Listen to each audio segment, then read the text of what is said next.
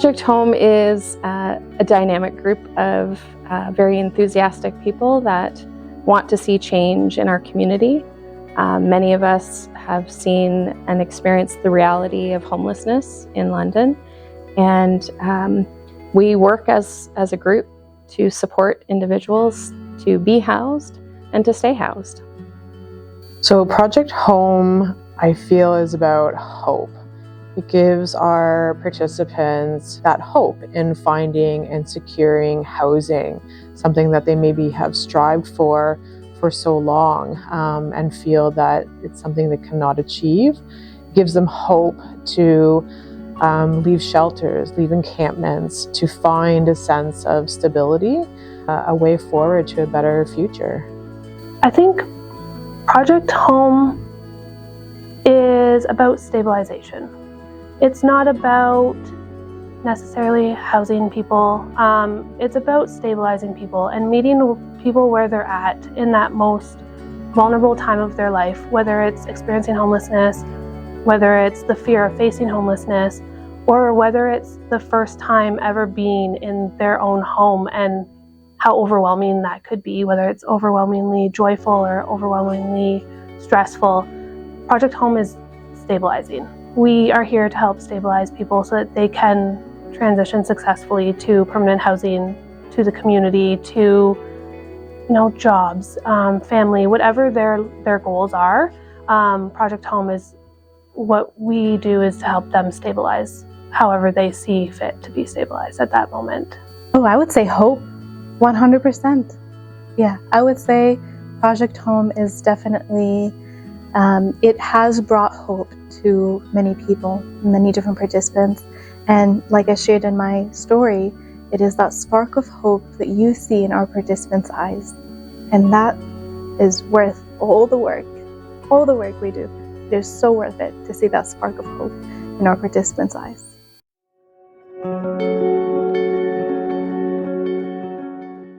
Homelessness affects everyone. You can be wealthy and end up homeless. You can suffer an opioid addiction from misattribution of medication after surgery. Other people, it's intergenerational. They can't even, they're born into it. They are set up to fail from the start, and that is unfair. And I think the reason I came into this field and why I sought out St. Leonard's is I realized a long time ago that they were consolidating a lot of the homeless supports into St. Leonard's because the Project Home program was doing so well at housing people and keeping them housed. And I saw that and I'm like, okay, so if you want to help homeless people in the city, you need to go work at St. Leonard's. And I wanted to help homeless people, so I work at St. Leonard's. When we talk about housing stability, it does relate to homelessness in the sense that everything impacts housing stability. Someone's education, someone's mental health, physical health, someone's substance use. That's probably a very common one, and unfortunately an assumption about especially the homeless population in London, but it's way, way bigger than that. Everything impacts homelessness. It doesn't matter who you are, it doesn't matter where you're from, doesn't matter really what you're struggling with. It does impact everyone, and it's hard to put labels on people just because they're unhoused when you don't really know what's going on with them. And that's something that we see with everyone in our community, everyone that Project Home supports. We don't treat people as if they're unhoused. You need that humanity aspect. You need to understand who they are to properly support them. If you just go in treating everyone like they have a substance use issue, then you're going to not have a great time because it's not as common as you think. Yes, you can walk around the streets and see it, but that's just a very small minority of people who are really struggling. I want the community to come together to understand that homelessness is an experience. It is not an identity, right? And we therefore should not define someone by their experience. We should not define a person by their crisis, right? When you're going through a crisis, it is when you're most vulnerable. And so you should not be defined by that. You're a whole book.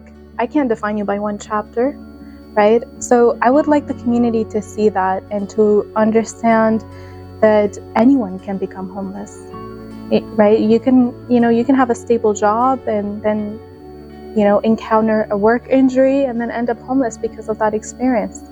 That does not make you a failure and does not make you, a bad person.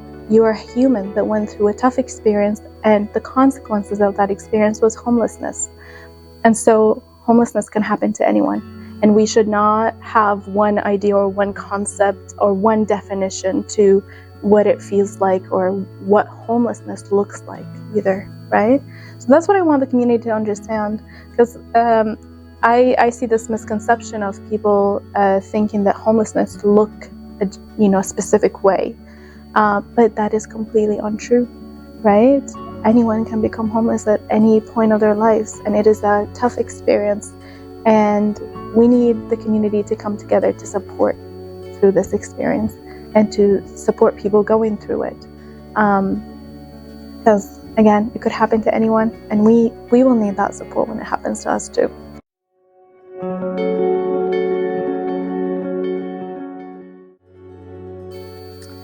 It's so important to have that open communication and make sure that we're always working towards a similar goal, which in our community, I feel very blessed to be part of a community of so many organizations who want to help, who are there no matter what, to be by somebody, to walk with them, to work with them along their journey.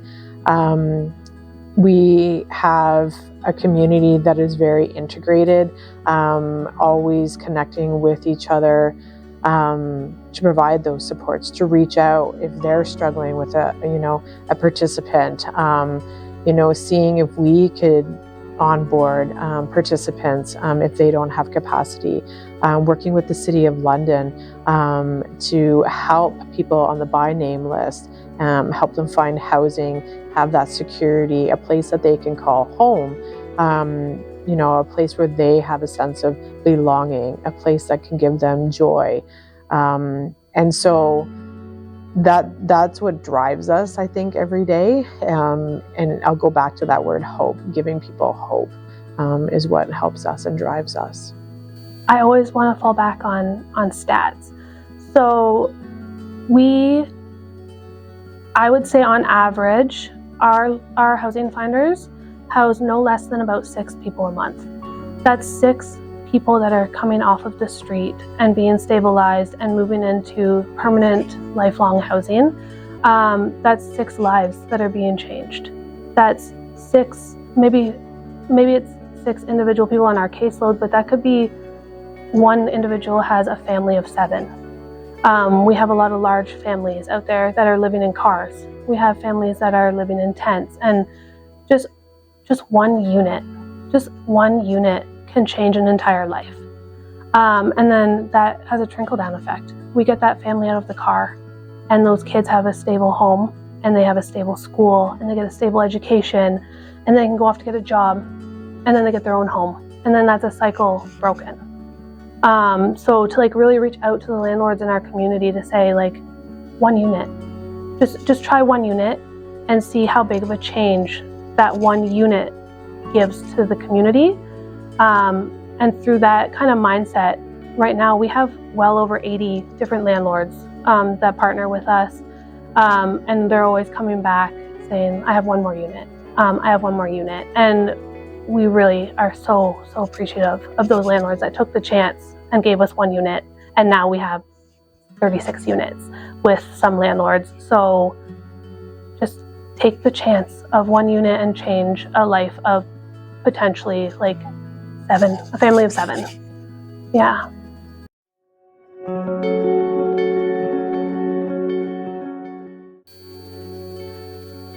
I do believe housing is a human right. Everybody should have the right to have shelter. And that means different things for different people along their housing journey. That could be housing that is more highly supportive, where you have intensive supports.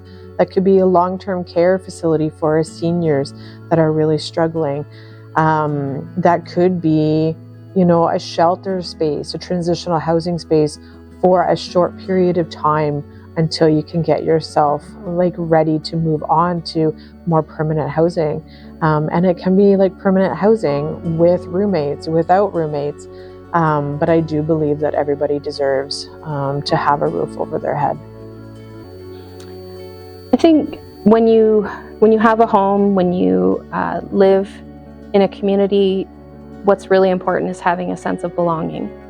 I myself have moved from different communities. I relocated to London about 1.5 years ago. And you know, it's just a really important part of living in a community is having a sense of connection.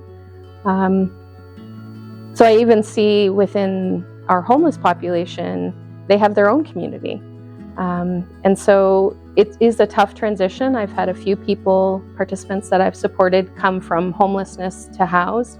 And it's a tough transition because their sense of belonging and their community identity is within those that are unhoused.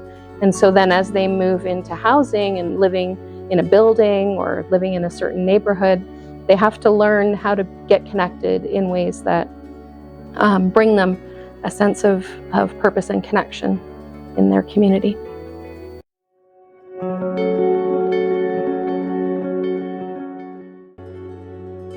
I had a couple that came into a program. They were, the gentleman was a senior, his partner was a little bit younger. She was capable of working and he has severe rheumatoid arthritis. And they had a really bad experience with a friend who kind of turned into a quasi-landlord situation. They got kicked out, they had nowhere to go, they ended up in shelter. And this is peak pandemic, and so like they didn't know what to do, where to go. They're old and they're on the street, and they slowly got connected. I think they got connected with Nova, and when our community stepped in, they did speak with London Cares. Like it was just kind of like, who's the best fit to help these people? And then they got attached to us. And I know our one housing finder was able to get them housed, and they had a worker before me, and then I came in to work with them. And then over the next 2 years, I'd say they went from not knowing how to handle their finances anymore, because in the process of all those physical ailments creeping up on him and becoming a senior, they didn't know how to do OAS, like old age security. They didn't know how to get the GIS, like supplement, didn't know how to apply to their CPP, like none of this. They had no income, didn't know how to make any of this work. And then it's such a simple thing, what they did, with some very minor light touch support, just knowing that someone's there to ask a question to, that safety net. They were able to exercise the freedom of finding themselves while knowing that we were there if necessary to catch them, and we didn't have to. And I remember when I said, like, you don't need me here. Like one of my last visits was just sitting in their apartment for an hour, and I'm like, is there anything for us to do? Like, because he liked to tell them stories and I would listen, but it's like, I'm not doing work with you anymore. You're good. And they realized that, like, yeah. And he joked with me, he's gonna kick me out, and like, it was playful. And I remember shaking his hand the last time, and like, he didn't like shaking people's hands because it hurt his hand. And I'm like, you don't have to do it. I'm like, I insist. And so I very gently shook his hand, and he started crying. And he thanked me, and he wanted me to tell everyone in the team at St. Leonard's Project Home, thank you for all the help you've given us. And in even that moment, like from my perspective as a worker, I've dealt with a lot of folks who are high acuity, the highest need of support, and they were low. They didn't need much support. And even in the work I did, it was just supplemental here and there to help them find the right way. Even folks that it doesn't seem like they need like intense support incredibly value what we do for them. And like his gratitude in that moment really touched me, because I know myself as a worker, like I really much want to help the folks who are struggling the most, because obviously they need the most support. But even people who don't struggle need that support. And that's why it's great that we cover the spectrum of supports, from newcomers who just need a little help getting on their feet to people who are chronically homeless, and everyone in between. And in that case, like him crying, and like he was a hard, tough guy, like him to cry tears of joy of like, thank you for your help. And I'm like, all right. He then made an off-color joke and sent me on my way. And I left knowing that they were good. And like, usually when I drive home from work, I drive past their building and I always think, like, they're doing good. So I can recall one of my favorite stories in the program is supporting a refugee family that came to Canada and they experienced homelessness for over a year. So it was a single mother with 3 children. I recall supporting that family from the very beginning. So during her intake process, she needed someone to be there to interpret because she has a language barrier. And so I was there and I kind of like witnessed her at her most vulnerable. Throughout that experience, she experienced being lonely in this, in this new country. She experienced being let down by certain people in her life. So she was going through like one of the biggest challenges in her life. And so being there and seeing so much pain in her eyes and, understanding all the different adversities that she had to overcome to be here, and then the adversities that she's still going through, to reach a point where she could find a place she could call home. That was a very painful experience. But then around 2 months later, after that intake, she was housed by one of our housing finders at Project Home, and it was one of the most rewarding feelings ever. And this story, by the way, like I remember this story every time I want to wake up in the morning and, get up and kind of remind myself that this is the work we do, this is the impact that we have on people's lives. So I recall also the anticipation before her getting into her new home. So it's the process of like, picking furniture, and, she really is into interior design. So like when we would go to pick furniture, she would go and she'd be like, oh, this color would go so well with that color. And she would, choose certain items that she liked. So it's seeing all of a sudden, from looking at her eyes and remembering all the pain, and seeing all of a sudden this like spark of hope in her eyes. I think that's the one thing that I keep on remembering. And yeah, it's that anticipation that kept on building up, and we're like, yeah, okay, let's work on setting up hydro, let's work on setting up gas, let's work on, setting up all these different things with the different programs and different agencies to make sure that she has an easy-going move and transition for her whole family, and transferring her kids from a school to another. So it's a whole process, and it's a huge transition for someone to go through. Mind you, a mother with 3 kids. And then it was that moment of all of us, loading up our truck, and it was a whole team that came together. We had a housing finder, we had a landlord liaison, we had housing stability workers, we had our team lead with us. We all came together to support with this move, and it was a beautiful thing to witness, and it was a beautiful thing that our whole team came together to support. And we all witnessed the moment I handed her key to her first home in Canada. The first place she could call home. And she, honestly, her hands were trembling. She wasn't able to open the door very easily. I was like, it's okay, just take a moment. And it's her just like walking in and in complete disbelief that this is happening. And she started kind of like jumping around, and she looked at me and she's like, can I give you a hug? And I was like, yeah, of course. So it was a beautiful moment. We were all emotional, all of our team. She went around, gave hugs to everyone that were there. It was a beautiful moment, very, very rewarding. And I would like to celebrate her as much as, we all put effort into this, but she's the one that went through everything. She went through the adversities, she went through the tough times for her to get to this one big, rewarding moment. And she continued to show up to our appointments. She continued to show up for herself and her kids. We would always meet in the middle. I would come and do my part. She would come and do her part. And then we met in the middle and we did this together. And so I celebrate her and I celebrate all the efforts and the time, and all the coping that she did. It was not easy, and I really appreciate her, and I appreciate her trust in me and my team, because being able to meet with someone during your intake and being 100%, vulnerable in front of this person that you're meeting for the first time and telling them your story. This takes so much strength. It takes so much bravery too. You have to be so brave to be willing to be so vulnerable in front of someone and share your whole story. So I really celebrate that, and I appreciate it so much. And yeah, that's one of the most stories that I remember, and it makes me so happy, and it makes me feel rewarded too. I'm doing a good work. I'm making an impact in the community.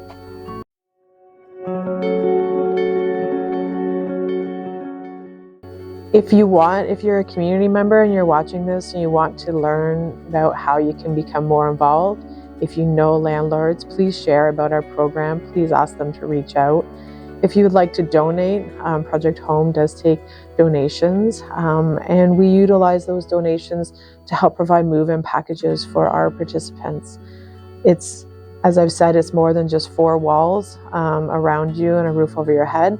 Individuals need beds and furniture and some food packages for those times when they're really struggling.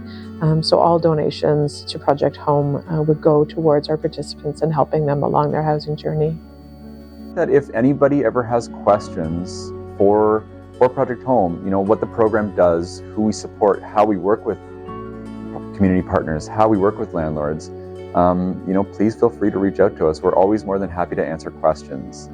If people are sort of skeptical of the work that we do, I'm more than happy to have a conversation with somebody about that and, addressing their concerns and talking through how we can work together collaboratively to solve the homelessness crisis.